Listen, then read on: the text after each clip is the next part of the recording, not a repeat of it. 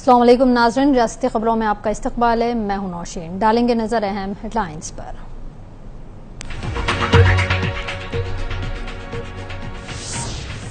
ADR की report ने किया बड़ा इंकिशाफ, नीतीश की नई हुकूमत में 75% है दागदार वज़ीर।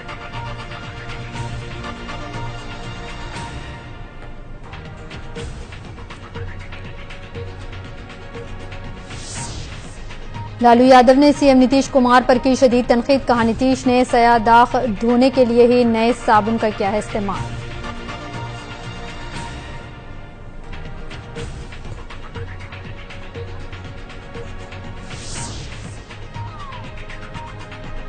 तेजस्वी यादव का सीएम नीतीश कुमार पर जवाबी हमला, कहा पनामा पर क्यों नहीं बेदार हो रहा है नीतीश कुमार का ज़मीर।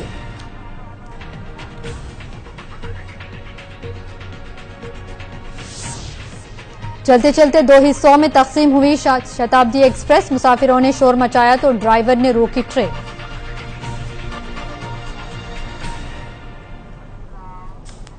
रुख करेंगे तफसीली और अहम खबरों की जानिब। एसोसिएशन फॉर डेमोक्रेटिक रिफॉर्म्स यानी एडीआर ने अपनी एक रिपोर्ट में बताया है कि बीजेपी के साथ मिलकर नीतीश कुमार की क़यादत में बनी बिहार की नई हुकूमत के 75% से ज्यादा वज़रा के खिलाफ मुजरिमाना मुकदमे दर्ज हैं।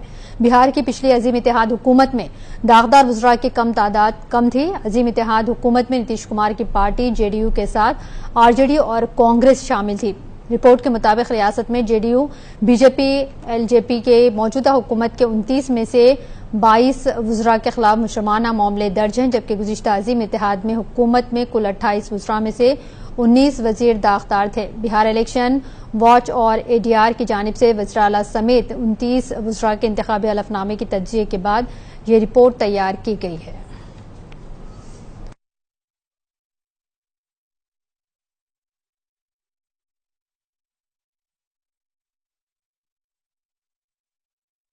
और इसी मामले पर मजीद जानकारी के लिए हम जुड़ेंगे हमारे नुमाइंदे शिवेश्वर की जानिब, जो इस वक्त फोन लाइन पर हमारे साथ तमाम तफसीलात के साथ जुड़ चुके हैं। जी शिवेश्वर, मेरी आवाज आ रही है? जी शिवेश्वर, मेरी आवाज आप तक पहुंच रही है? पहुंच रही है जी। जिस तरह से रिपोर्ट में, एडीआर की रिपोर्ट में खुलासा हुआ है, तो क्या लगता है आपको कि जिस करप्शन को लेकर नीतीश कुमार ने महागठबंधन का साथ छोड़ा था, अब उसी बीजेपी में नए दागदार वज़रा के नाम सामने आ रहे हैं, क्या कहेंगे इस पर आप? जी, जिस तरह बता दूं कि नौसीन, सबसे बड़ा बात यह है कि एडीआर के तहत जो मांगा गया था और उसमें जो यहाँ पे 26 मंत्री हैं, 26 में 22 मंत्री पे ऐसे मामले, संगीन आपराधिक मामले दर्ज हैं, जिसको लेकर के मैं बता दूं कि अभी फिलहाल जो बिहार में महागठबंधन की सरकार थी, जिसके मुख्यमंत्री नीतीश कुमार थे और जो उप मुख्यमंत्री तेजस्वी यादव पे आरोप लगा था, उसको लेकर के महागठबंधन टूट गया और नीतीश कुमार महागठबंधन तोड़ने के बस 14 घंटे बाद फिर नई गठबंधन एनडीए के साथ करके और फिर मुख्यमंत्री बन गए। लेकिन यहाँ सबसे बड़ा सवाल ये है कि मुख्यमंत्री जिस आपराधिक मामले में और जो सीबीआई जो एफआईआर की थी उप मुख्यमंत्री को, उप मुख्यमंत्री के ऊपर जो तेजस्वी यादव थे उनके ऊपर, तो उन्होंने महागठबंधन तोड़ा और जो अभी फिलहाल 22 मंत्री के ऊपर, जहां तक कि लालू प्रसाद यादव नीतीश कुमार पे भी 302 के मुकदमे की बात कर रहे हैं, तो ऐसे में क्या नीतीश कुमार ये 22 मंत्री को बर्खास्त करेंगे या फिर सरकार गिरेगी या फिर नीतीश कुमार अपना इस्तीफा देंगे, ये कहना मुश्किल है। कि जिस तरह से महागठबंधन की सरकार टूटी है, उस तरह से जो संगीन एडीआर से प्राप्त जानकारी हुआ है, जो 22 मंत्री पे आरोप लगाया है और आरोप है, वैसे में उस 22 मंत्री को लेकर के जो गठबंधन हुई है उसमें दरार आएगी या फिर बिहार में जो सरकार चल रही है उसी तरह चलाएगी। फिर देखना ये है कि जिस तरह महागठबंधन में जो आपराधिक मामले में कई मंत्रियां थे, उसको लेकर के नीतीश कुमार अलग हुए हैं। और दूसरा सवाल ये कि जो नीतीश कुमार भ्रष्टाचार के मामले में कह रहे हैं कि हम स्वच्छ छवि के हैं, भ्रष्टाचार में हम संलिप्तता काम नहीं करते हैं और औपचारिक धार्मिक रूप से मैं काम करता हूं, जो हमारा बिहार में विकास हो और विकास की ओर हमारा बिहार बढ़े। लेकिन यहाँ जो जिस तरह से आपराधिक मामले में लगातार एनडीए को, सरकार को, जो बिहार में मुख्यमंत्री नीतीश कुमार उनको घेरा गया है, उसमें क्या मुख्यमंत्री पे दबाव बनाया जाएगा या फिर बिहार में जो सरकार चल रही है उनकी स्थिति डगमगाएगी या फिर वो मंत्री को बर्खास्त करेंगे। लेकिन जिस तरह नीतीश कुमार लगातार बिहार में विकास की बात कर रहे हैं, बस इसी मंत्री पे जिस पे आपराधिक मामले दर्ज हैं या जो संगीन मामलों में घिरे हुए हैं उनको लेकर के बिहार में विकास की तरफ चलेंगे या फिर इस पे कोई सुनवाई करेंगे। देखना ये है कि नीतीश कुमार जिस आपराधिक मामले में या भ्रष्टाचार के मामले में एक तरफ सरकार गिरा के और दूसरी तरफ सरकार बनाए हैं, उसमें फिर भ्रष्टाचार के आरोप लगाए गए हैं। उस आरोप में नीतीश कुमार क्या अपना निर्णय लेते हैं और आगे की क्या कार्रवाई करते हैं, देखना ये है। जी शुक्रिया शिवेश्वर कि आपने तमाम तफसीलात दी। ये थे हमारे नुमाइंदे शिवेश्वर जो तमाम तफसीलात हमें बिहार से पहुंचा रहे थे। बढ़ते हैं मजीद खबरों की जानिब। राष्ट्रीय जनता दल के सदर लालू प्रसाद यादव ने बदउनवानी के मामले पर जीरो टॉलरेंस का दावा करने वाले गुजराला नीतीश कुमार पर एक बार फिर तनकीद करते हुए आज कहा कि नीतीश कुमार ने सयाह दाग धोने के लिए ही आजमाए हुए साबुन का इस्तेमाल करना शुरू किया है। लालू यादव ने एडीआर की रिपोर्ट में रियासत की नई हुकूमत में 75% से ज्यादा वज़रा के खिलाफ मुजरमाना मुकदमे दर्ज होने का हवाला देते हुए माइक्रो ब्लॉगिंग साइट ट्विटर में खास स्टाइल में लिखा कि सयाह दाग धोने के लिए ही तो आजमाए हुए साबुन का इस्तेमाल करना शुरू किया है। ट्विटर के जरिए लालू यादव ने इशारों ही इशारों में नीतीश कुमार के हालिया इत्तेहादी भारतीय जनता पार्टी पर भी तनकीद की है।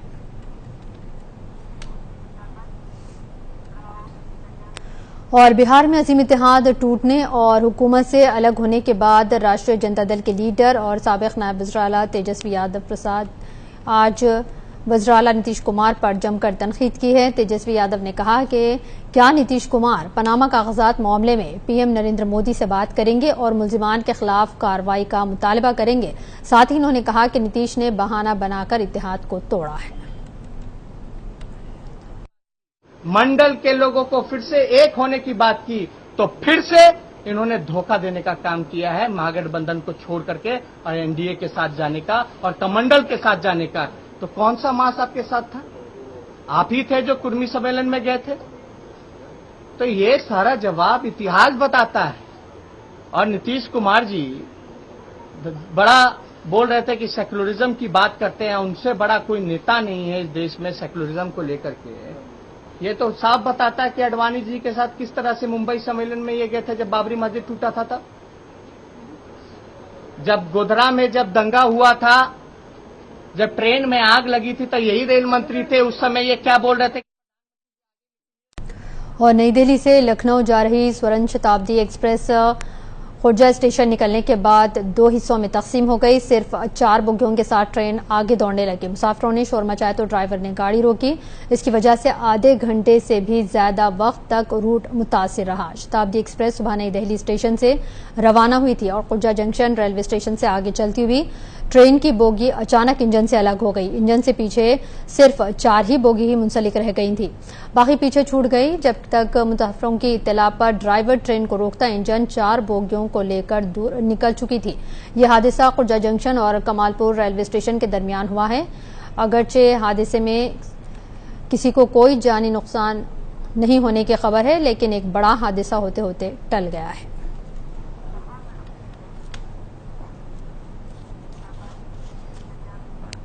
और इसी मामले पर मज़ीद जानकारी के लिए हम जुड़ेंगे हमारे नुमाइंदे सलमान खान की जानिब, जो इस वक्त फोन लाइन पर हमारे साथ तमाम तफसीलात के साथ जुड़ रहे हैं। जी सलमान, मेरी आवाज आ रही है? जी नौशीन आ रही है। जिस तरह से महकमा रेलवे में इतने हादसात आए दिन रेलवे के हो रहे हैं, उसके बावजूद भी महकमा रेलवे इस पर कोई एक्शन नहीं ले रहा है और ना ही इसके ऊपर कोई कार्रवाई हो रही। क्या लगता है आपको कि जिस तरह से ये हादसे एक के बाद हो रहे हैं उसके बाद क्या कदम उठाए जाएंगे? जी बिल्कुल सही कहा नौशीन की पिछले कई महीनों से देखा जाए तो कई सालों से खासकर उत्तर प्रदेश का जो रेलवे ट्रैक है उसमें कई बड़े हादसा होते हुए आ रहे हैं, जिसकी कड़ी में आज सुबह 8 बजे करीब जो कि दिल्ली से लखनऊ के बीच चलती है शताब्दी एक्सप्रेस, उनके जो बोगियां हैं वो आपस से अलग हो गई। यानी कि बीच की जो कपलिंग, जो बोगियों को जोड़ने वाली कपलिंग होती है, उनके अचानक टूटने की वजह से 4 डब्बे इंजन के साथ काफी दूर तक चले गए, 2 किलोमीटर तक चले गए। उसके बाद कैसे करके ट्रेन को रोका गया। हालांकि एक बहुत बड़े हादसे का सबब हो सकता था, लेकिन शुक्र है कोई ऐसा हादसा नहीं हुआ है। लेकिन लापरवाही, बहुत बड़ी लापरवाही निकल कर आई है एक बार फिर से रेलवे प्रशासन की। जिस तरह से ये वीआईपी ट्रेन है शताब्दी एक्सप्रेस, जिसको लेकर जिस तरह से कपलिंग की ये घटना हुई है, ये एक बहुत बड़ा एक कह सकते थे कि बहुत बड़ा एक खतरनाक मामला सामने आ सकता था जिस तरह से घटना हुई है। इससे पहले कानपुर की बात करें तो बुखराया में एक रेल हादसा हुआ, उसमें तमाम लोग हलाक हो गए। बात करें अगर उन्नाव में रेलगाड़ी मालगाड़ी डीरेल हुई, उसके कई बोगियां पटरी से उतरी, बावजूद इसके कोई प्रशासन नहीं देता है। वहीं 1 महीने के बाद उसी ट्रैक पे अगर देखा जाए तो एलटीटी जो कि मुंबई से गोरखपुर जाती है एलटीटी, वो डीरेल हुई है, वो पटरी से उतर गई थी। और हर बार बस जांच की बात की जाती है, जांच किया जाएगा, तमाम दोषियों पे सजा होगी, लेकिन ऐसे कोई मामले निकल के नहीं आए। यहाँ तक कि कई बार ऐसे मामले निकल के आए कि इसमें कहीं ना कहीं आतंकी साजिश हो सकती है। तो इसको लेकर भी जांच बढ़ाई गई, लेकिन जिम्मेदारी से दूर हटते चले गए। कभी आतंकवाद के नाम पर, कभी जांच के नाम पर सिर्फ ये बातें होती रही, लेकिन उस ट्रैक को सही नहीं किया गया। आज जिस तरह से नौशीन ये हादसा हुआ है, ये बहुत बड़ा एक खतरनाक हादसा हो सकता था अगर किसी तरह से अगर ये पटरी डीरेल हो जाती। जी नौशीन। जी शुक्रिया सलमान कि आपने तफसीलात दी। ये थे हमारे नुमाइंदे सलमान जो तमाम तफसीलात हम तक पहुंचा रहे थे। नाज़रीन, वक्त तो चला है एक मुख्तसर से ब्रेक का।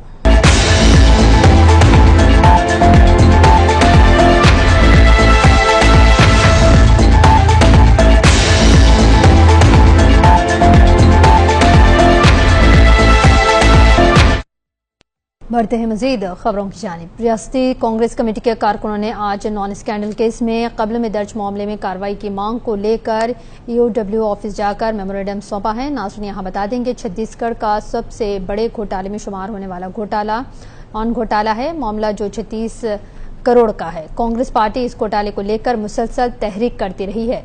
इसी में कुछ अफसर की गिरफ्तारी भी हुई है, लेकिन कांग्रेस पार्टी का कहना है कि इस मामले में छोटे लोगों की गिरफ्तारी हुई है जिसमें बड़े अफसर शामिल हैं। इनके खिलाफ अभी तक कोई कार्रवाई नहीं हुई है। कोर्ट से फरमान जारी होने के बावजूद हुकूमत इन लोगों के खिलाफ कार्रवाई करने में दिलचस्पी नहीं ले रही है। छत्तीसगढ़ का सबसे बड़ा घोटाला है नान घोटाला, जो 36,000 करोड़ रुपए का था। इस नान घोटाले को लेकर हम लोगों ने लगातार संघर्ष किया, जिसके परिणाम स्वरूप कुछ अधिकारियों की गिरफ्तारी हुई, लेकिन छोटी मछलियां फंस गई, बड़ी मछलियां बच गई हैं। और 2 बड़ी मछली जो 2 IAS अफसर थे, उनके बारे में मुख्यमंत्री डॉक्टर रमन सिंह ने कहा केंद्र से परमिशन आने के बाद उनकी गिरफ्तारी की जाएगी या कार्रवाई की जाएगी। 1 साल उसमें उन्होंने निकाल दिया।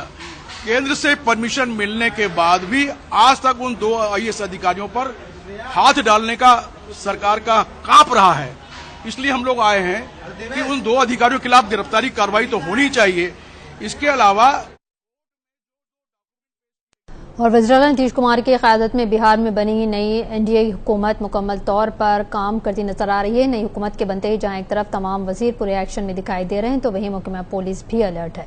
नीतीश की नई हुकूमत अब नए सिरे से काम करने की तैयारी कर रही है। नई हुकूमत के काम करने के तरीक़ेकार के लिए आज नीतीश कुमार ने अपने वज़रा के साथ पहली बार आला सतही इजलास किया है। नीतीश कुमार की सदारत में ये इजलास सुबह 11 बजे के बाद शुरू हुआ। इजलास में वज़ीर-ए-आला नीतीश कुमार, नायब वज़ीर-ए-आला सुशील कुमार मोदी समेत तमाम वज़रा शामिल थे। वज़ीर-ए-आला नीतीश कुमार ने नए पदभार ग्रहण करने के बाद आज अपने एक आने मार्ग स्थित आवास पे अपने वज़रा को बुलाया है ताकि उनसे तजियाती मीटिंग की जा सके, जायजा लिया जा सके कि बिहार की तरक्की कैसे मुमकिन है। अपने वज़रा के साथ नीतीश कुमार बैठक कर रहे हैं और बैठक में अपने वज़ीरा को टिप्स दे रहे हैं कि आप बिहार की तरक्की के लिए किस तरह से कदम उठाएंगे और किस तरह से बिहार की तरक्की में मुआविन साबित होंगे। वज़ीर-ए-आला नीतीश कुमार के घर के सामने हम लोग खड़े हैं, जहां पे देखा जा सकता है एक आने मार्ग में हिफाजती दस्ते बाहर में लगे हुए, अंदर में मीटिंग चल रही है। तजियाती मीटिंग में ये लोग ये बात रखेंगे कि बिहार के विकास में जिस तरह से नीतीश कुमार सामने आए पहले से लगे रहे हैं वो क्या कुछ हो पाता है। फिलहाल ऐसा देखा जा रहा है कि लालू प्रसाद नीतीश कुमार को हर मुमकिन तौर से बांधने की कोशिश करेंगे, जबकि बीजेपी जो उनकी मुआविन पार्टी है उसने हर मुमकिन मदद की यकीनदहानी कराई है। खुद आज वजीर आजम नरेंद्र मोदी दिल्ली में बैठक कर बिहार के अरकान पार्लियामेंट से मिल रहे हैं जो बीजेपी के हैं, और ये बताने की कोशिश की जाएगी कि हो सकता है बिहार को कोई नया पैकेज दिया जाए। इस नए पैकेज में या नई जो कुछ फंडिंग होगी उसमें बिहार को कैसे आगे ले जाना है। वज़ीर-ए-आला नीतीश कुमार अपने काबीना रफ़ा को ये बताएंगे कि बिहार को कैसे आगे ले जाया जाए। कैमरा पर्सन अंशु के साथ अनवारुल्लाह, मुंसिफ टीवी, पटना। और बिहार की 9 तश्कील हुकूमत में वज़ीर फलाह व बहबूद खुर्शीद आलम ने अपना ओहदा संभाल लिया है। इनसे हमारे नुमाइंदे अनवरुल्लाह ने खुसूसी बातचीत की है। एनडीए की सरकार बन चुकी है, मुख्तलिफ महकमे में तमाम वज़रा जा रहे हैं और अपना ओहदा संभाल रहे हैं। वज़ीर अक़लियती फलाह खुर्शीद उर्फ फिरोज़ आलम साहब ने भी अभी अपना ओहदा संभाला है। फिरोज साहब, आपने अक़लियती फलाह का महकमा संभाला है, आपकी अव्वलियत क्या क्या होगी, आपकी प्राथमिकताएं क्या कुछ होंगी? बिहार के बेहतरी के लिए जो अधूरे काम है, जो योजनाएं या चाहे वो भारत सरकार से या बिहार सरकार के अंतर्गत जो भी अल्पसंख्यकों के लिए जो बेहतरी से बेहतरी करने के लिए जो है काम करना है, और सारे पर जो है उसका ये मेरे द्वारा बोल दिया गया है, ये बनाकर मैं उसका रिव्यू कर रहा हूं। मैं दिन रात काम करूंगा कि बिहार जो है तरक्की के रास्ते पर बुलंदियों को छुए। वज़ीर आला नीतीश कुमार ने खासतौर से आप पर बड़ा भरोसा किया है, और अक़लियती समाज जो कि काफी पिछड़ा हुआ है और कहा जाता है कि दलितों से भी इनकी हालत दिगरगूं है, ऐसे में नीतीश कुमार ने अपना बड़ा एतमाद करते हुए आप पर यह ओहदा दिया है और ये वजारत की जिम्मेदारी सौंपी है। क्या कुछ आप इसमें देखते हैं, क्या कुछ की जरूरत, किस जरूरत को महसूस करते हैं आप ज्यादा? वज़ीर आला इज़्ज़त-ए-आब नीतीश कुमार ने मेरे कार्यशैली को देखकर ही ये जिम्मेवारी मेरे कंधे पर दिया है। ईमानदारी के साथ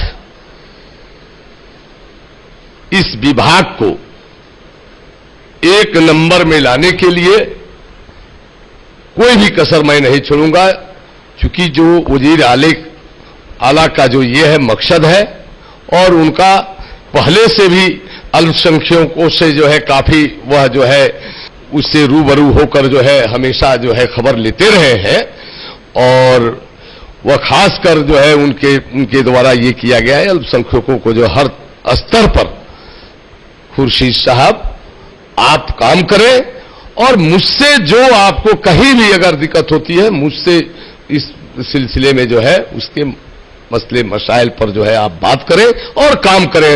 हम जो है अक़लियतों को काम करने के लिए, मदद करने के लिए, उसके बेहतरी के लिए कोई कसर नहीं छोड़ेंगे।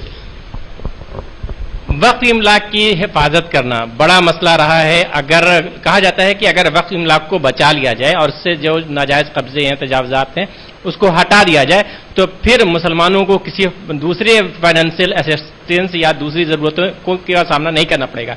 ऐसे में क्या जो लोग नाजायज कब्जा किए हैं वक्फ इमलाक पर, उनको हटाने के लिए कितना कठोर कदम आप उठा पाएंगे? सबसे पहले तो मैं अभी रिव्यू कर रहा हूं, मैंने सारे जो है निर्देश दे दिया हूं कि कहां पर क्या ये है, कौन सी परेशानियां सामने आ रही हैं, कहां पर बाधाएं उत्पन्न हो रही है, कहां कौन सी योजना जो निगम के द्वारा चलाई जा रही है, जो कंस्ट्रक्शन वर्क हो या किसी तरह का योजना जो चल रहा है अभी उसकी हालात वर्तमान में क्या हालात है, ये सारे कौन कहां पर क्या है, वो सारे मैंने विस्तृत रूप से सारे विभाग के पदाधिकारियों को मैंने ये निर्देश दिया है कि हमें जो है आज जो है तैयार करके हमारे समक्ष जो है उपस्थित कीजिए कि और उन आने वाले बाधाओं को, उन परेशानियों को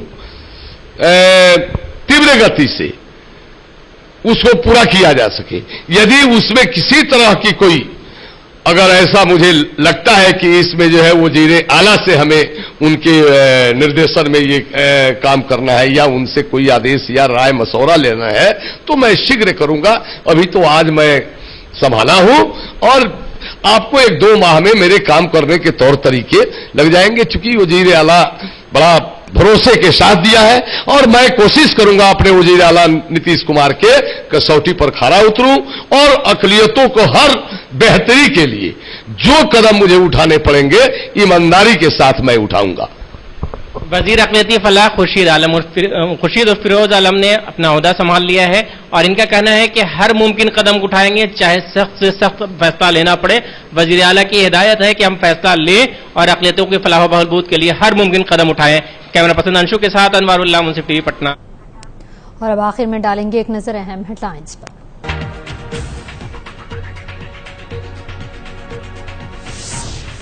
एडीआर की रिपोर्ट ने किया बड़ा इंकशाफ, नीतीश की नई हुकूमत में 75% हैं दागदार वजीर।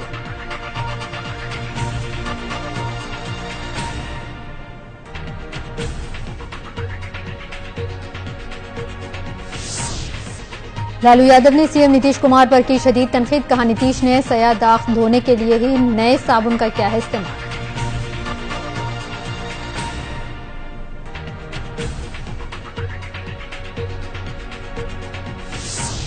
तेजस्वी यादव का सीएम नीतीश कुमार पर जवाबी हमला, कहा पनामा पर क्यों नहीं बेदार हो रहा है नीतीश कुमार का ज़मीर।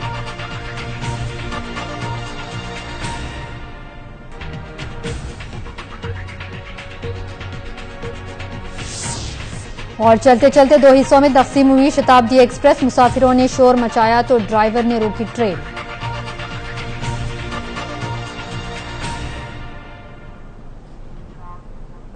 रियासती खबरों में फिलहाल इतना ही, दीजिए इजाजत।